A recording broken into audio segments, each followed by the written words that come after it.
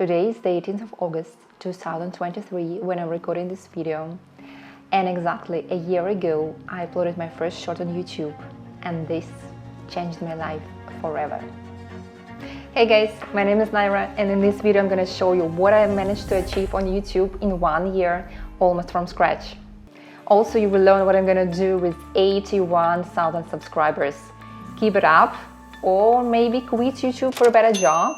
So if you're just planning to start your journey on YouTube, or maybe you got stuck or lost motivation, this video and my first-hand experience might be a real game changer for you. So listen carefully. A little bit of history of how it all started. I created this channel on the 7th of October 2021 and uploaded my first long-form video on the same day. In total, I uploaded 5 long videos that year. It was Halloween time and I got all excited and did some theme-related makeup looks. And then I just dropped it. Because it would take me a lot of time to create these videos and I wouldn't get many views, and I was also busy with my day job, blah, blah, blah, blah. After that, I also almost stopped creating new content for other platforms, mostly because of world and personal crisis. But in addition, starting from New Year 2022, Instagram introduced new algorithms and lowered coverage for photos tremendously. So it's totally switched its focus to Reels. And creating fantasy and cosplay photos was my main source of growth, my biggest passion, my place of comfort and safety, everything. And that was all gone because people just wouldn't be able to see my new works anymore because of some algorithms, and that upset me a lot. And at that time, I just didn't have any energy to adapt to the new changes and new challenges that I faced in my life. I think I was kind of depressed because of everything that was going on in the world at that time. And I had a lot of anxiety and a lot of uncertainty in my life.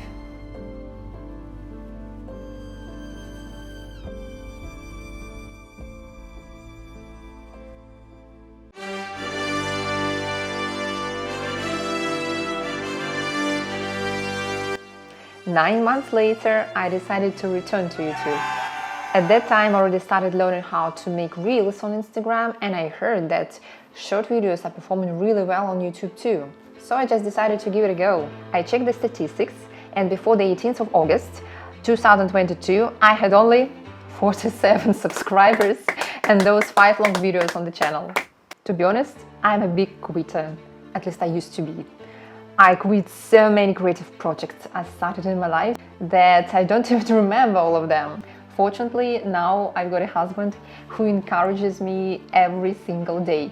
A year ago he said, yeah, you can just stop doing what you love, what you're passionate about, because you're kind of uninspired or uncomfortable, or you can just make a little effort and, keep going even when shit happens.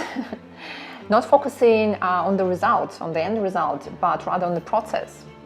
Just in case it was a year ago, and obviously it's not a direct quote, but that's what I remember.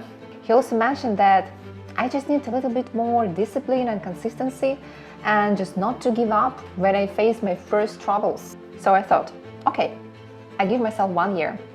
1 year of dedicated and regular work, creating content I'm passionate about. No matter what happens, I just somehow keep going throughout this year.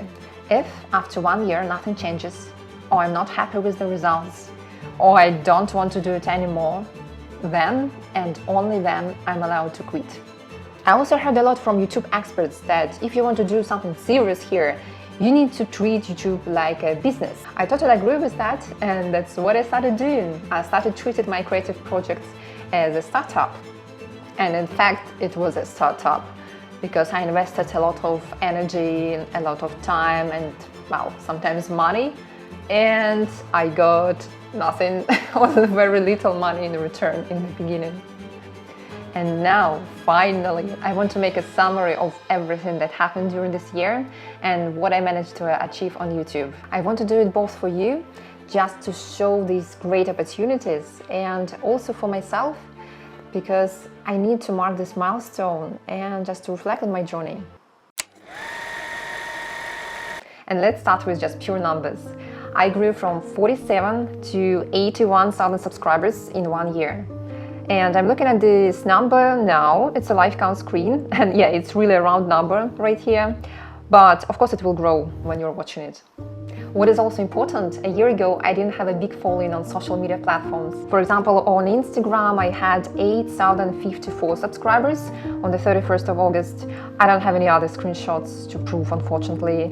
On TikTok I had 3,630 subscribers on the 11th of September. Not zero, yeah, but still, well, that's not much. Because as I think, if you already built a presence on one of the platforms, and for instance you have 1 million subs on Instagram, it's much easier to get an audience on other platforms, because partially your audience is already there and they will give you a really good boost. And partially because if you already got popular on one platform, it means that your content is really good, people approve it, people like it, and it's likely that they will be engaged with your content on another platform. Also, regarding the statistics, my channel accumulated over 26 million views at the moment. That's big. I can't even realize that. But audience growth is, of course, not only and mainly about the numbers. It's about surrounding yourself with like-minded people. You can't even imagine how grateful I am for your huge support throughout this year, guys. For your kind and encouraging words, for your likes, comments, reposts and other activities. And of course I want to say a special thanks to those who donated on YouTube with the super thanks button and memberships, and also on my Ko-fi page where I create my cosplay projects. I really wouldn't be able to afford all these cool things that I'm using in my videos without your help, guys. So I want to say big thanks. And also I feel like I've got a big community that is interested in the same stuff as me, and we can discuss our favorite topics together. For example, the Vikings and Norse mythology, the Witcher universe, cosplay and creative makeup, video games, role-play games, and well, all other different fantasy universes and geek stuff. Of course, I also have haters who write creepy or disgusting comments, but they're not part of our community, and maybe sometime I will make a fun video about them. Channel monetization is a huge milestone for me and for any creator, I think. Basically, I got monetized with shorts in 6 months after I started posting them. The requirement was to gain 10 million views in 90 days, and I thought it wasn't real for me. But my views increased heavily in December 2022, and I went crazy viral in January and February 2022. So I reached the threshold on the 26th of February 2023. My joy though was a bit spoiled because right after I got accepted into the partner program, my views dropped tremendously. And that's when I first feel that emptiness inside me after going viral. Now the views are back to normal, everything is fine, but I still experience ups and downs. I'm thinking about making a separate video about how I got monetized on YouTube in 6 months in detail, and also about how much I earned in the first 6 months. Let me know in the comments please if you want to see it, and if yes, what exactly you would like to know. So if I ever record these videos, I think the links will be somewhere above me. I remember the times when I was super jealous of those girls who published photos and videos with contact lenses, clothes, accessories from different brands with their promo codes. I always thought I can do it too. Moreover, I can do it much better than many of them. Sorry for my modesty, but I think I'm really good at promoting stuff and creating promotional content. And what's really important, I truly enjoy the process. When I get cool stuff, my brain starts working immediately, thinking about how to present the product in the best possible way. And brands were always happy with my work. So this kind of jealousy in this case helped me, because I already knew what I wanted. All I needed was a bigger following on social networks, so brands would notice me because I already had good skills, and by now I only developed them. So you can imagine how happy I was when I got my first brand deal. As many creators, I started with barters.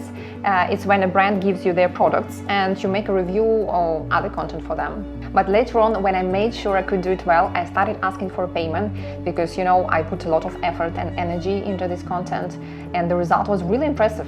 Not everybody agrees, of course, but I just declined these offers and I don't do barter anymore. Now I only accept paid collabs with some occasional exceptions. I may go for a barter if it's a really interesting item for my video. For example, a cosplay or fantasy dress, a piece of armor, or maybe some unique accessories. even if I didn't earn any money this year, I actually got something more important. I developed a hell lot of skills this year. Simply compare my first Viking tutorial and what I can do now. Of course, I switched my iPhone camera to Nikon mirrorless camera, but it's not only that. I definitely feel some improvement in makeup, video editing, acting and performing in general. Also, I had to be a director of my own videos, a lighting and sound technician, designer, PR manager, marketing and social media expert. So I'm very proud of myself that I discovered and tried so many new roles. And now actually I can choose what I want and what I can do myself and what I can just simply delegate. Remember, I mentioned that last year I was depressed and I had lack of motivation and inspiration. And at first I sort of had to force myself a little to start creating again. But guess what? After a while, the more I was creating, the more ideas started coming to my mind.